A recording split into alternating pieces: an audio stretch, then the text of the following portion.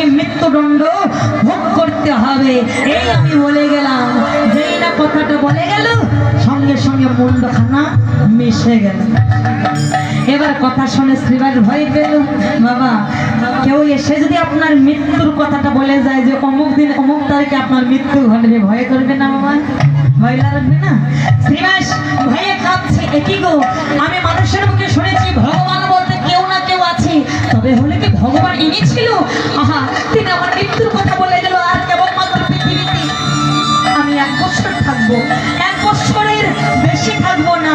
আমাকে নাকি মৃত্যুদণ্ড, মৃত্যু সাজা ভোগ করতে হবে। এখন কি করবো? আমি তো মরতে চাই না, আমি তো পৃথিবী ছেড়ে যেতে চাই না। তাহলে এখন আমার বাঁচার উপায় কি হবে? বাবা, উপায় না পেয়ে এবার শ্রীবাস কি করলেন? উপায় না পেয়ে ছুটতে ছুটতে চলে গেল কোথায় না, সেই বৈষ্ণবের কাছে। যেই বৈষ্ণবকে অপমান করা হয়েছিল সেই বৈষ্ণবের কাছে ছুটে গেলেন। চিৎকার করে ডেকে ডেকে বলছে, বৈষ্ণব ঠাকুর,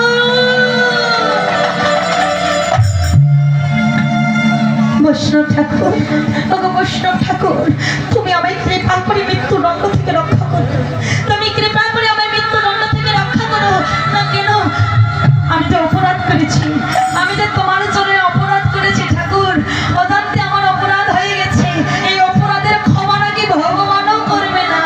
আমাকে মৃত্যু সাজা পেতে হবে, মৃত্যুদণ্ড পেতে হবে। বলো না, বলো না বৈষ্ণব ঠাকুর, আমার অপরাধ ক্ষমা করে দাও। শ্রীবাস কাঁদছে গো মা। এবার শ্রীবাসের কথা শুনে বৈষ্ণব বলছে, শ্রীবাস, ওরে আমি তো ক্ষমা তোকে সেদিনই করে দিয়েছি। কারণ বৈষ্ণবের ধর্মেই হচ্ছে ক্ষমা করা। বৈষ্ণব কখনো রেগে থাকতে পারে না, বৈষ্ণব কখনো রেগে কাউকে অভিশাপ করতে পারে না। ক্ষমা আমি তৎক্ষণাৎ তোকে করে দিয়েছি, কিন্তু দেখ বৈষ্ণব অপরাধ তোর হয়ে গেছে।